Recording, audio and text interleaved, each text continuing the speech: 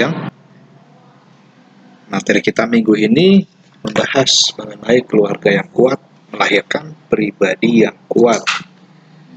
Minggu kemarin saya sudah memberi penugasan pada kalian untuk membaca materi ini ya. Saya harap apa yang sudah kalian baca bisa kalian pahami alur dari materi ini, bahkan secara garis besar muara dari materi ini kemana larinya. Kata lain, materi ini akhirnya bermuara ke hal apa. Ya, seperti saya sudah sampaikan di awal semester bahwasanya materi kita setahun ini, khusus kelas 11 ini akan membahas masalah keluarga, mengenai keluarga, terbentuknya keluarga, terus apalagi bagaimana keluarga itu sendiri, pengertian keluarga, nanti ada pendidikan di dalam keluarga, dan sebagainya.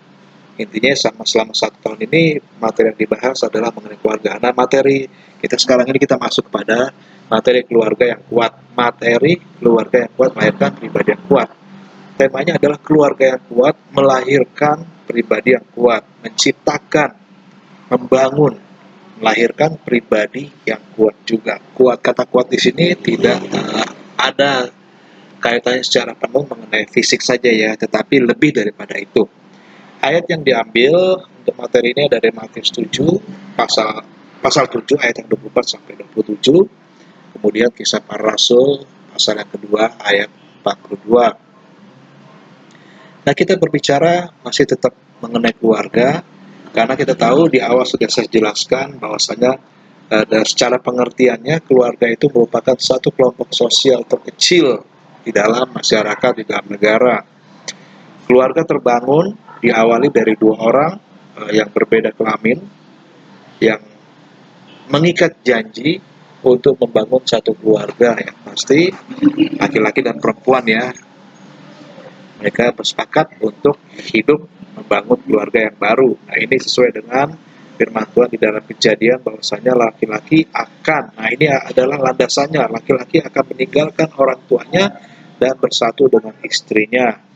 Nah, kemudian rancangan Tuhan bagi keluarga adalah Tuhan ingin menjadikan keluarga sebagai rekan sekerja Allah di dunia ini. Karena kita tahu pada dasarnya juga bahwasanya manusia diciptakan bukan sebagai makhluk yang sendirian, tetapi manusia diciptakan sebagai makhluk dwi tunggal.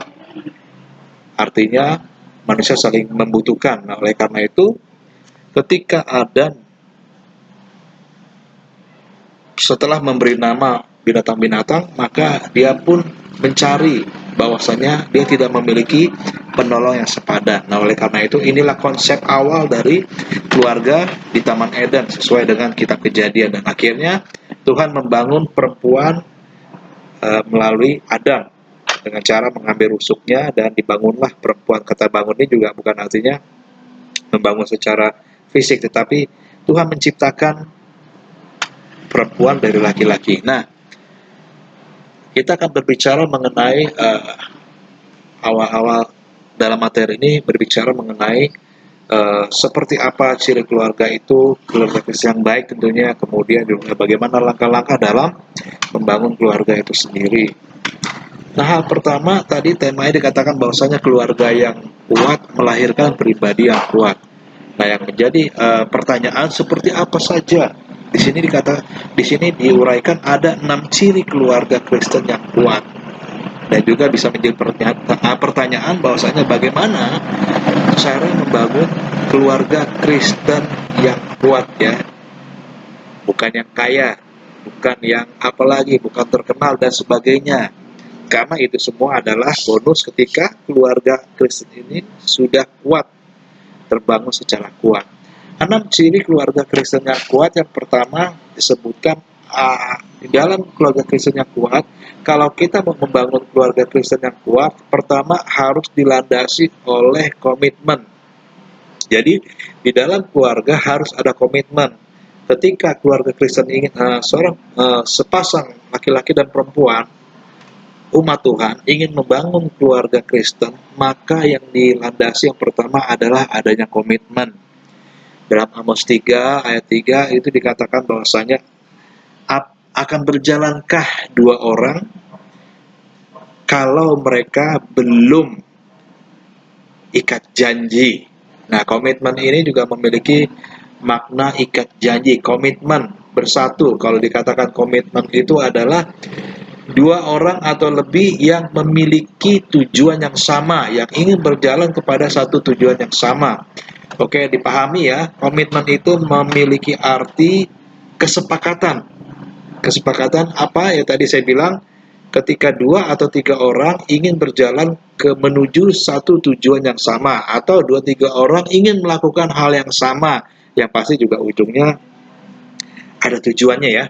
Nah, jadi dikatakan bahwasanya keluarga Kristen yang kuat, yang pertama harus ada di dalamnya yang namanya komitmen, membangun komitmen.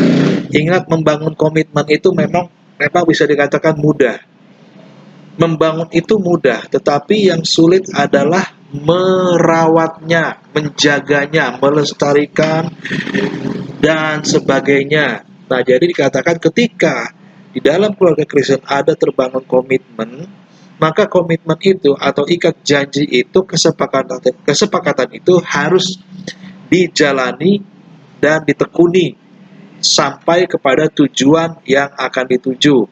Jadi sekali lagi, bahwasanya komitmen ini harus ada di dalam keluarga Kristen.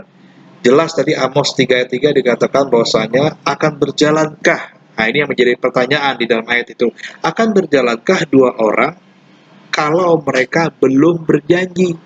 Nah, jadi katakan kalau kita belum menyepakati satu hal, kalau kita belum bersepakat dengan orang sekitar kita, dua atau tiga orang lebih, ketika kita memiliki satu tujuan yang sama, maka kita tahu bahwasanya tujuannya itu tidak akan sampai. Apa yang akan dikerjakan tidak akan berhasil, tidak akan selesai ketika tidak dibangun di atas yang namanya komitmen yang kuat. Nah, selama perjalanan komitmen ini dibangun, itu akan ada banyak yang namanya tantangan dan sebagainya, permasalahan. Tetapi ketika khususnya di dalam keluarga Kristen, ketika keluarga Kristen mengingat akan komitmen yang sudah diucapkan, sudah dibangun, dirindukan, maka komitmen itu akan dijaga dan dilestarikan. Dan ikat janji dan kesepakatan ini akan dijalankan dan diselesaikan sampai pada waktunya selesai. Nah, jadi kita tidak bisa berjalan tanpa komitmen. Suami istri tidak akan bisa menjadi satu pemikiran ketika mereka tidak memiliki komitmen. Nah, makanya kan ketika di dalam pernikahan itu ada dikatakan bahwasanya pendeta berkata pada laki-laki baik kepada perempuan, apakah engkau akan setia dalam ini, dalam susah senang, sakit dan sehat? Pasangannya harus menjawab ketika kalau memang dia mau berkomitmen, maka pasangannya harus menjawab, iya, saya bersedia. Sebaliknya pun juga seperti itu. Ketika istri ditanya oleh sang pendeta, calon istri akan ditanya oleh sang pendeta ketika akan ketika pernikahan itu, pendeta menanyakan hal sama, maka kalau si calon istri ini memiliki komitmen, ingin berkomitmen berjalan dengan calon suami tersebut, ingin berjalan membangun keluarga yang baik, maka dia harus berkata dengan sepenuh hati bahwasanya dia bersedia baik dalam susah, senang, dan sebagainya. Nah, ini yang dikatakan komitmen. Nah, sekarang tugas tanggung jawab pasangan suami istri, pasangan laki-laki dan perempuan ini di dalam menjalani rumah tangganya harus membangun komitmen itu dan merawatnya dan memelihara komitmen tersebut sampai selesai.